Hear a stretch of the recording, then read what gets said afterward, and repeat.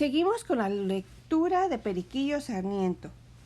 Capítulo 4, en el que Periquillo da razón en qué paró la conversación de sus padres y del resultado que tuvo, y fue que lo pusieron a estudiar, y los progresos que hizo. Mi madre, sin embargo de lo dicho, se opuso de pie firme a que se me diera oficio, insistiendo en que me pusiera mi padre en el colegio. Su merced le decía: no seas cándida, y si a Pedro no le inclinan los estudios o no tiene disposición para ellos, ¿no será una barbaridad dirigirlo por donde no le gusta? Es la mayor simpleza de muchos padres pretender tener a pura fuerza un hijo letrado o eclesiástico, aun cuando no sea de su vocación tal carrera, ni tenga talento a propósito para las letras. Causa funesta, cuyos perniciosos efectos se lloran diariamente en tantos abogados firmones, médicos asesinos y eclesiásticos ignorantes y relajados, como advertimos. Todavía para dar oficio a los niños es menester consultar su genio y constitución física, porque el que es bueno para sastre o pintor no lo será para herrero o carpintero, oficios que piden, a más de inclinación, disposición de cuerpo y unas robustas fuerzas. No todos los hombres han nacido útiles para todo. Unos son buenos para las letras, y no generalmente, pues el que es bueno para teólogo no lo será para médico, y el que será un excelente físico, ¿acaso será un abogado de a docena? Si no se le examina el genio, y así todos los letrados. Otros son buenos para las armas e ineptos para el comercio. Otros excelentes para el comercio y topos para las letras. Otros, por último, aptísimos para las artes liberales y negados para las mecánicas. Y así de cuantos hombres hay. En efecto, hombres generales y a propósito para todas las ciencias y artes se consideran o como fenómenos de la naturaleza o como testimonios de la omnipotencia divina, que puede hacer cuanto quiera.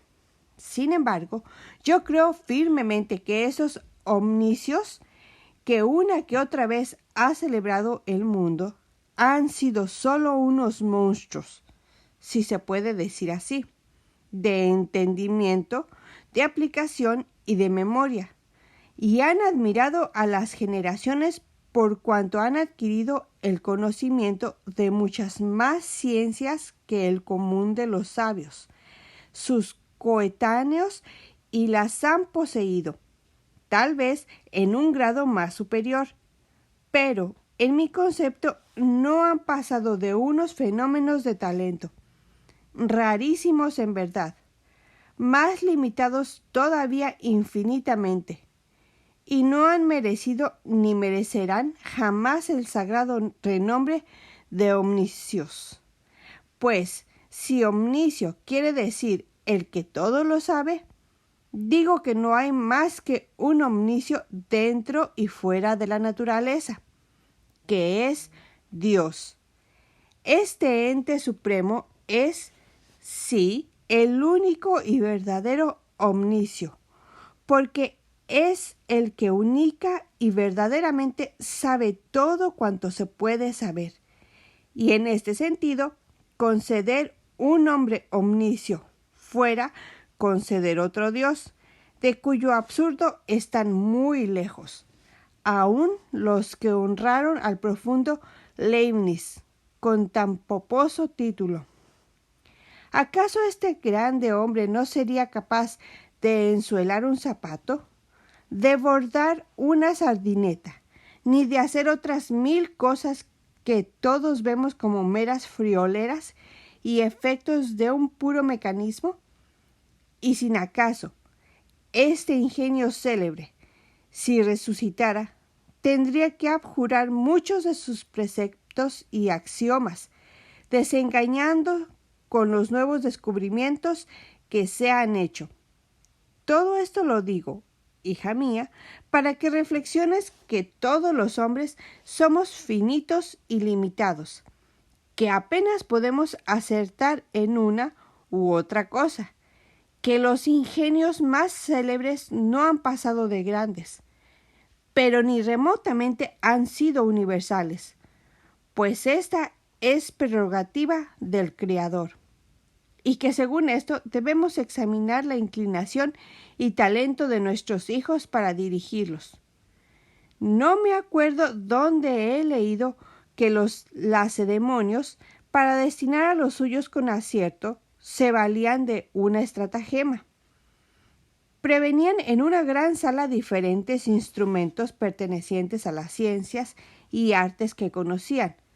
Supón tú que en aquella sala ponían instrumentos de música, de pintura, de escultura, de arquitectura, de astronomía, de geografía, etc., sin faltar tampoco armas y libros.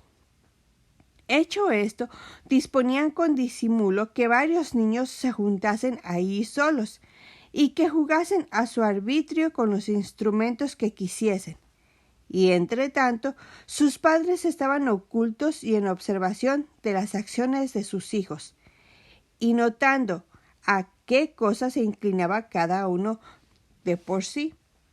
Y cuando advertían que un niño se inclinaba con constancia a las armas, a los libros o a cualquiera ciencia o arte, de aquellas cuyos instrumentos tenían a la vista, no dudaban en aplicarlos en ellos, y casi siempre correspondía al éxito y su prudente examen.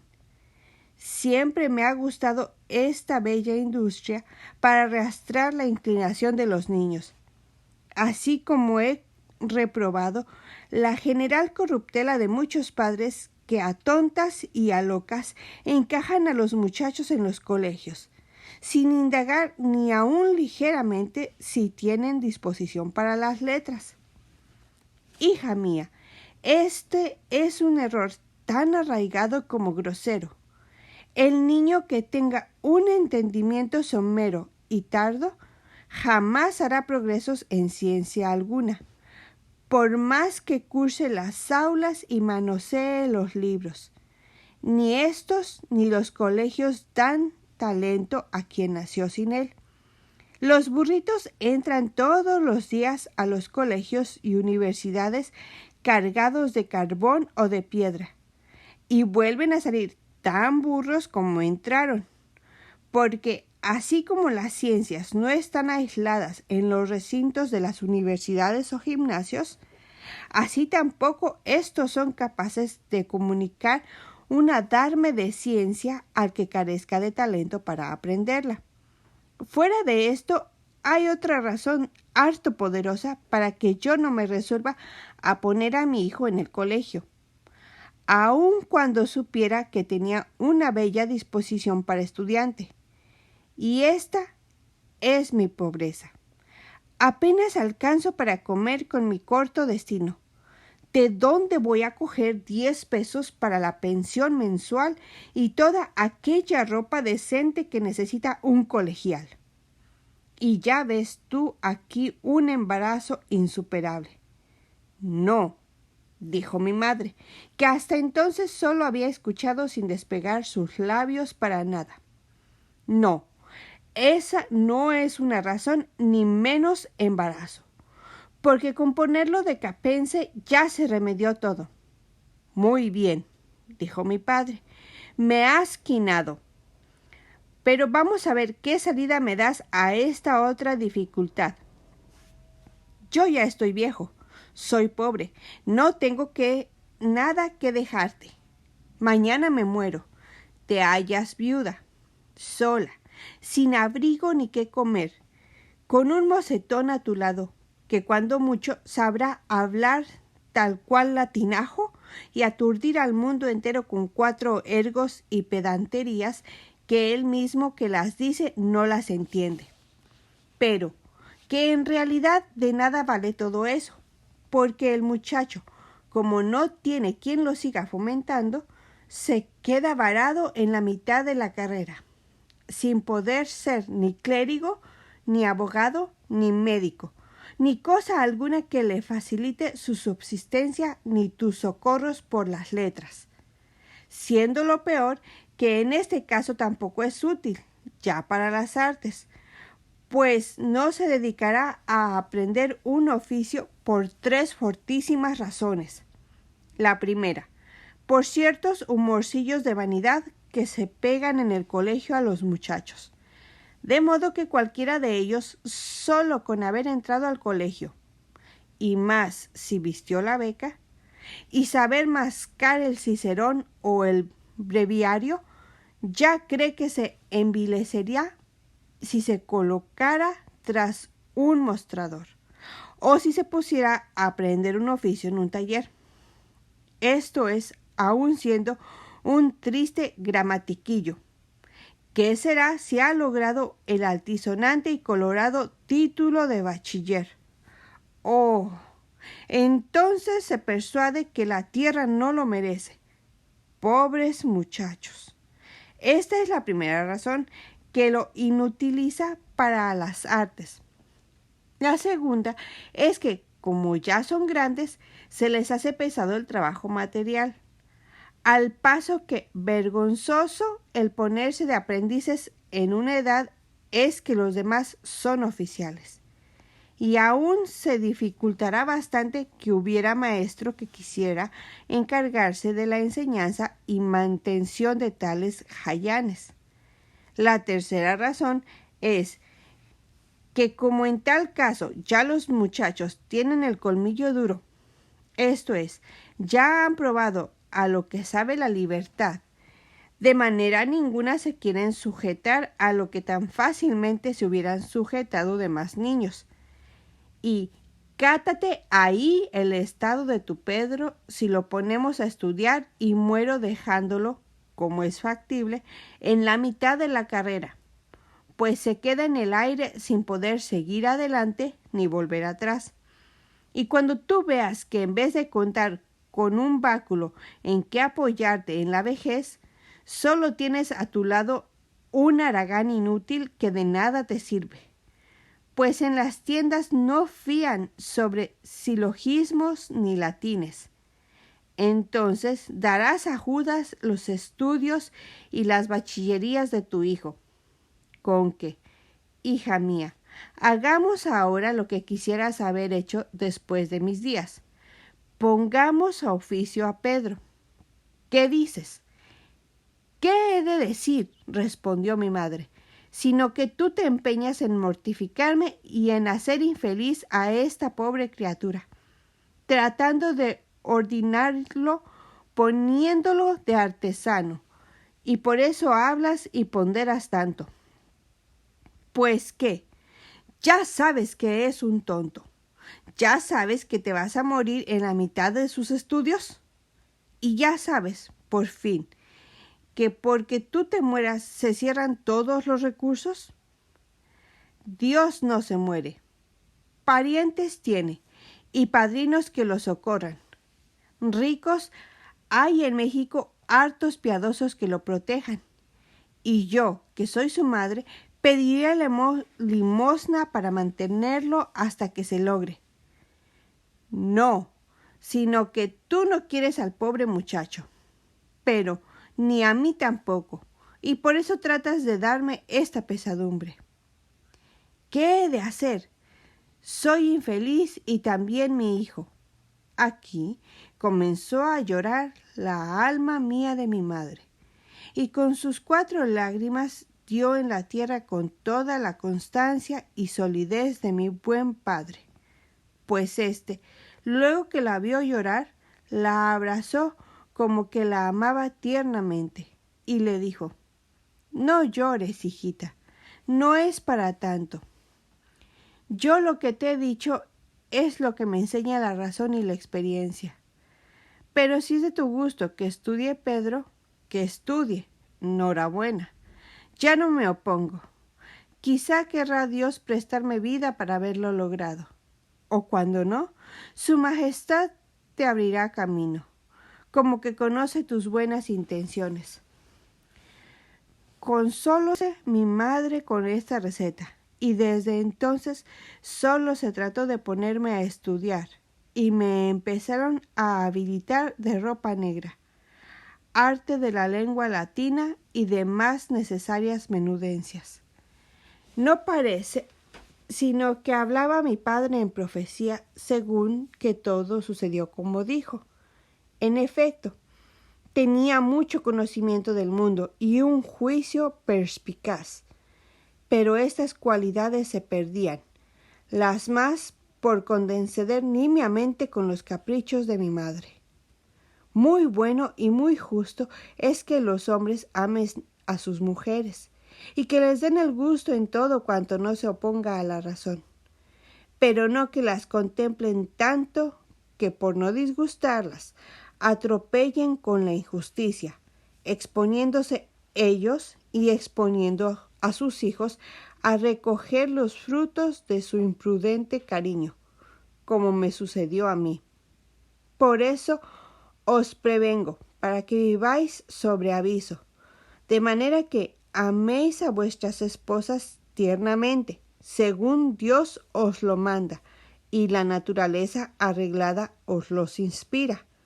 Mas no os afeminéis como aquel valentísimo Hércules, que después que venció leones, jabalíes, hidras y cuanto se le puso por delante, se dejó avasallar tanto del amor de Omphale, que ésta lo desnudó de la piel de león.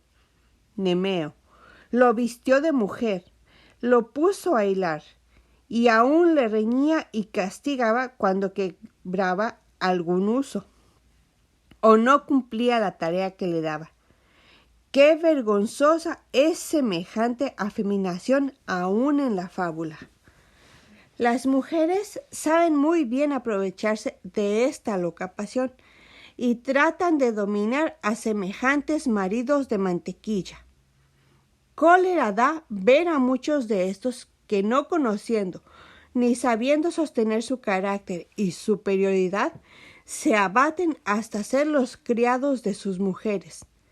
No tienen secreto, por importante que sea, que no les revelan. No hacen cosas sin tomarles parecer, ni dan un paso sin su permiso. Las mujeres no han menester tanto para querer salirse de su esfera.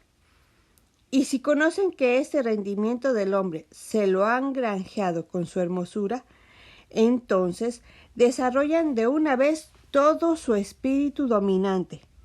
Y ya tenéis que en cada una de estas una Ómphale, y en cada hombre abatido un Hércules, marica y sinvergüenza. En este caso, cuando las mujeres hacen lo que se les antoja a su arbitrio, cuando tienen a los hombres en nada, cuando los encuernan, cuando los mandan, los injurian y aún le ponen las manos, como los he visto muchas veces, no hacen más sino cumplir con su inclinación natural y castigar la vileza de sus maridos o amantes sin prevenirlo. Dios nos libre de un hombre que tiene miedo a su mujer, que es preciso que le tome su parecer para ir a hacer esto o aquello, que sabe lo que le ha de dar razón de a dónde fue y de dónde viene, y que si su mujer grita y se altera, él no tiene más recurso que apelar a los mimos y caricias para contentarla. Estos hombres, indignos de nombre tan superior, están siempre dispuestos a ser unos descendientes del cabrío y unos padres de familia ineptísimos, porque ellos no dirigen a sus hijos, sino ellas. Los mismos muchachos advierten temprano la superioridad de las madres y no tienen a sus padres el menor miramiento. Y más cuando notan que si cometen alguna picardía por la que el padre los quiere castigar, con acogerse a la madre, ésta los defiende, y si se ofrece, arma una pendencia al padre, y se queda cometida la culpa y eludida la pena. No sin razón dijo Terencio que las madres ayudan a sus hijos en las iniquidades y estorban el que sus padres los corrijan. Lo que os pondré en una estrofita para que la tengáis en la memoria. Suelen ayudar las madres a la maldad de sus hijos, impidiendo que los padres les den el justo castigo. Es verdad que ni mi padre ni mi madre eran de los hombres afeminados, ni de las mujeres altivas que he dicho. Mi padre algunas veces se sostenía, y mi madre jamás se alteraba ni se alzaba, como dicen, con el santo y la limosna. Lo que sucedía era que cuando no le valían sus insinuaciones y sus ruegos para hacer a mi padre desistir de su intento, apelaba a las lágrimas, y entonces era como un milagro que no se saliera con la suya, porque las lágrimas de una mujer hermosa y amada son armas eficacísimas para vencer al hombre más circunspecto. Sin embargo, algunas ocasiones se sostenía con el mayor vigor. Era bueno que siempre hubiera conservado igual carácter. Mas los hombres no somos dueños de nuestro corazón a todas horas, aunque siempre deberíamos serlo. Finalmente llegó el día en que me pusieron al estudio, y este fue el don Manuel Enríquez, sujeto bien conocido en México, así por su buena conducta como por su genial disposición y asentada habilidad para la enseñanza de la gramática latina, pues en su tiempo nadie le disputó la primacía entre cuantos preceptores particulares había en esta ciudad. Mas por una tenaz y general preocupación que hasta ahora domina, nos enseñaba mucha gramática y poca latinidad.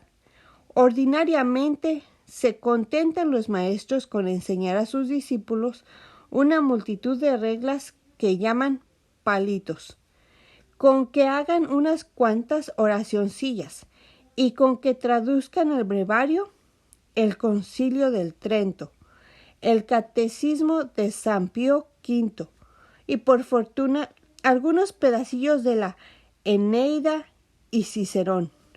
Con semejante método salen los muchachos habladores y no latinos, como dice el padre Calanzás en su discernimiento de ingenios. Tal salí yo y no podía salir mejor. Saqué la cabeza llena de reglitas, adivinanzas, frases y equivoquillos latinos.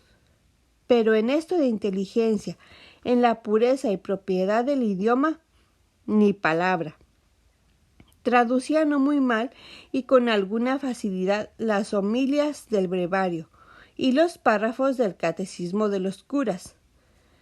Pero Virgilio, Horacio, Juvenal, Percio, Lucano, Tácito y otros semejantes hubieran salido vírgenes de mi inteligencia si hubiera tenido la fortuna de conocerlos, excepción del primer poeta que he nombrado, pues de éste sabía alguna cosita que le había oído traducir a mi sabio maestro.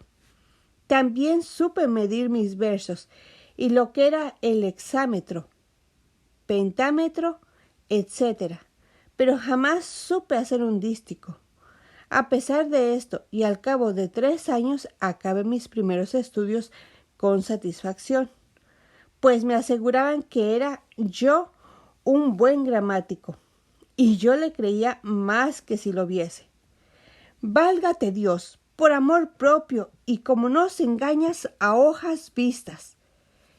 Ello es que yo hice mi oposición a toda gramática, y quedé sobre las espumas. Mi maestro y convidados muy contentos, y mis amados padres más huecos que si me hubiera opuesto a la magisterial de México y la hubiera obtenido. Siguiéronse a esta función las galas, los abrazos, los agradecimientos a mi maestro y mi salida del estudio. Aunque yo no debo salirme sin deciros otras cositas que aprendí y repasé en aquellos 3 años.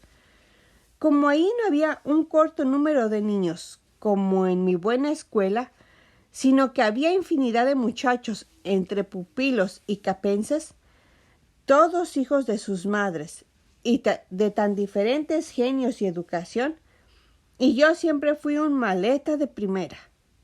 Tuve la maldita atingencia de escoger para mis amigos a los peores, y me correspondieron fielmente, y con la mayor facilidad.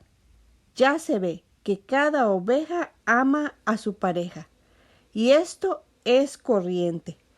El asno no se asocia con el lobo, ni la paloma con el cuervo.